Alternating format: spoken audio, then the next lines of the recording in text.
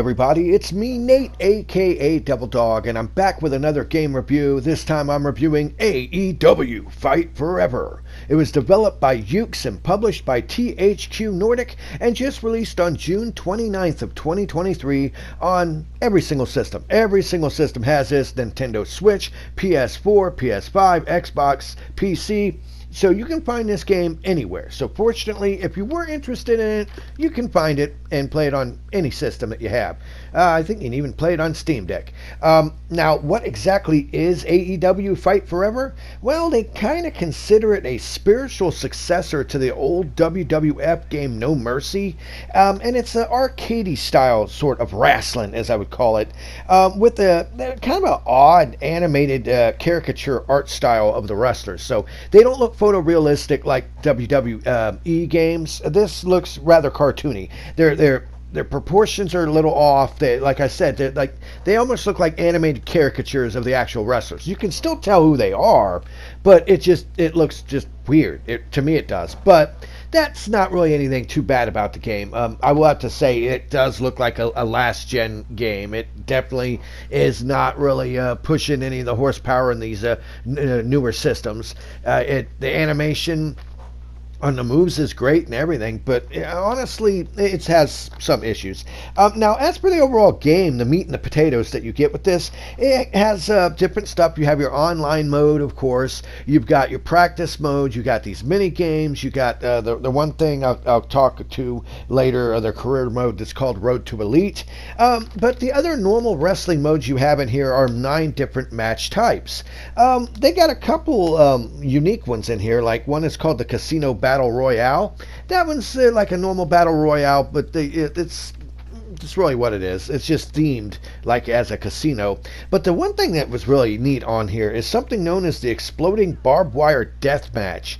So you get weapons that explode. It's barbed wire. You can knock the wrestlers into it. They explode. And if a certain amount of time passes and someone doesn't win, the whole ring explodes. Actually, it's stupid, but it's actually kind of fun. I kind of liked the Exploding Barbed Wire Death Match. It was an interesting mode that I haven't seen in any other wrestling game currently to date.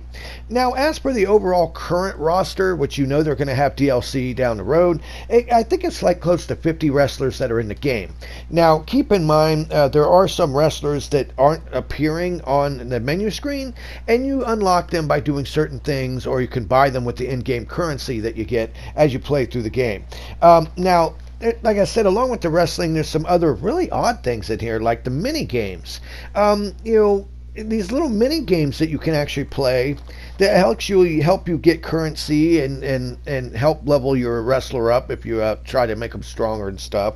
And you use that currency to buy different gear pieces, more moves, different difficulty modes, more mini games, and also, like I said, some of the wrestlers. Now, some of the wrestlers, the 5 unlockable wrestlers, some of them you have to do some major league stuff to get unlocked, while others just happen through normal progression as you go through the game. Now, along with all the normal stuff, like the career mode I was talking about, that's known as Road to Elite, where you end up traveling.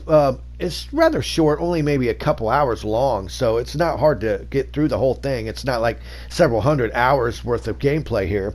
But this one, there's really hardly any voice acting in this. The lip syncing is terrible. Every so often you'll have JR pop up and talk, or William Regal that'll talk, and there's snippets that you can tell are deadpan. They didn't really read them too good, but they get the job and the point across. But the Road to Elite is you're traveling through, try to get 4 different pay-per-views. Along the way, you can have up to 16 different storylines as you travel across the state, flying to these locations. And they have these like little things you can do before you go to the show, like workouts to get you guy a little bit stronger. You can go to restaurants and eat food if you want to. You can actually take in sights and go and get photographs. You can have meet and greets with people. And like I said, it's a nice idea, but the way it's done in this is just kind of very generic and bland, and it's just really it is. Now, the other thing is, this was created by Ukes, and they're well known for making all the classic WWF games back in the day, before it went to WWE. And honestly, I feel bad for the fact that you could tell that they had to build a new game engine from the ground up because it's not quite there yet. It took WWE a long time before they got their physics right and everything with ropes. This doesn't really have too good of physics. It's got pretty decent motion capture of the wrestlers and their moves, and it plays okay, even though there is some wonkiness. You do have some glitches with the people not like attacking people and standing around getting stuck on each other, but nothing that bad. It's still a playable game. It's not like some of the past WWE games that were just total garbage. This is playable, and then naturally it does come with a create a wrestler mode, and the create a wrestler mode isn't that deep. And once again, it reminds me of like SmackDown Shut Your Mouth back on PlayStation 2, I believe it was. That's what it reminds me of, because it doesn't really give you that much of a giant robust catalog of different moves, abilities, and gear pieces. You can still make some neat characters. It's just not like really deep enough. Hopefully if they do sell enough of this and they're able to make a sequel to future, naturally they'll improve upon everything. I sure hope so. The first thing is I would say ditch the cartoony character art style. I get that was kind of what they were going for, but I just really don't like that. Now, as for the overall controls of the game, I am pleased to say it does play a lot like No Mercy. Most of the time, tapping a button will do like a weak attack, and holding the button will do a strong attack. And you combine this, like X button is to grab, and square button and everything else like that. They do different moves. The L1 button is to pin the person, and they do have reverse grapples and reverse strikes. By hitting L1 at the right time, you can reverse a grapple, and if you hit the R1 button, you can reverse a strike. The only difference is when an enemy is attacking you, your opponent, there's no window of opportunity. It's very short. It doesn't pop up. There's no icon that appears above your wrestler's head to help you. So that kind of sucks. I kind of wish they had an icon or a little bit more of a longer window to pull that off. So that's kind of difficult. But once again, it's not that hard to figure out. It's just something that would probably make the game a little bit better, I think. And the way you do a finisher move or a special in this is you pretty much, once you beat up the enemy enough, your little meter at the bottom of the screen will fill completely, and it'll start glowing and let you know that you're ready to go. And at that point, then all you have to do is do a taunt first, which is by flicking your controller in any four directions, and he'll do a taunt. And then you want to grapple the opponent, and then you flick the right analog stick up or down. And by doing that, that's how you pull off your finishing, finale moves. Now, overall, the game itself does have a decent amount of content. It's got some odd stuff, like I said. All the little mini games are really odd. Like some of them are like you going around and picking up coins that are falling from the sky, and others like a quiz show, and it's neat. I guess it's unique.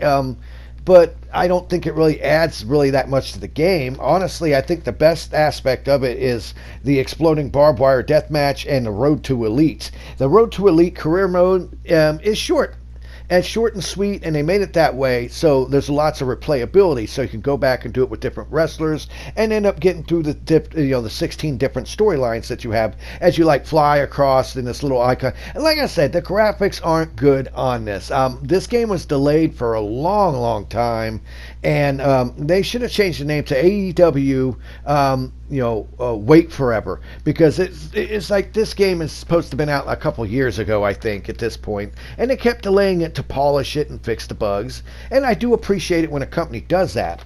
And honestly, at the price point of $60, this is a full price game, and it's the same price on any system that you get. So this is one of the few times I would say, if you happen to have a current gen system and not a last gen system like the PS5s and the Xbox Series X and S, go ahead and pick up the PS5 version, the current gen version, because it's the same price as the last gen. And let's be honest, with the solid state drives in these new systems, it makes the load times a lot more bearable, because this review was done on a PS4 version, and I will admit there are a lot of load times in this game. It's not too heinous, but it can be annoying constantly having to wait through a loading screen. The matchmaking, I did have some issues with it. It would link up with people, but then I kept having crashes, so I didn't really get to play the matchmaking online for too many times before I gave up on it. Like I said, I don't know if their netcode is really up to snuff. I mean, once again, it's not a bad game. It really isn't. The only thing I can say is it pretty much suffers from what normal games do when they first are created. When you have to spend the time and the effort to actually build a new game engine from the ground up and motion capture and do all this stuff, it shows. It does show. It's a decent game. The only thing I ask for is in the sequel that maybe they make it better graphics, go with a more realistic approach. I'm not saying photorealistic, but honestly, I don't really like the cartoony graphics, and if they fleshed out their Road to Elite mode a lot more, I would like that as well, because to me it just seemed like it had tacked on little mini games and just weird things that would act like buffs for your wrestler. And I think that could be done in a much easier way instead of wasting the time on that, because it's like after a while when you're getting your picture taken in front of Abraham Lincoln's statue at the memorial, that's all fun and dandy, but I'm wanting to play a wrestling game. Like I said, maybe if they can add a couple new features with like the ability to having icons over your head whenever you can actually counter a grapple or a strike or something else, that would make the game better as well. And of course, vastly expand on the Create a Wrestler. Make it to where you can possibly add like your own face in or something like that. Like I said, these are all things that don't ruin the game. But for its first time coming out as their first game, it's okay. It's not the greatest wrestling game I've played. It does remind me of No Mercy, like a classic old wrestling game, and it plays rather decently. But honestly, there's definitely a lot of room for improvement on this title, and for how long it took them to come out with it, it's still a decent game. I will have to say, honestly, I hope they get a chance to make another one, and in the future they're able to make one that's so much better, because this just obviously shows that they were having a rough time with this. This doesn't come out as the best wrestling game. You're playing WWE 2K23 and you go to this and you're like, yeah, it doesn't bring enough to the table. It doesn't slam you through the table hard enough, so to say. But in the end, that's just only my opinion on this game. Like I said, please leave in the comments below if you agree or disagree with me on my opinion of this review. Is there anything I left out of this game that you want to point out? Honestly, leave in the comments below and I'll answer every single one of them, each and every single one of them. And remember, here at Devil Dog Gaming, we always end our videos by saying, have fun, play hard, and remember, people, the devil is in the details. Peace out until next time.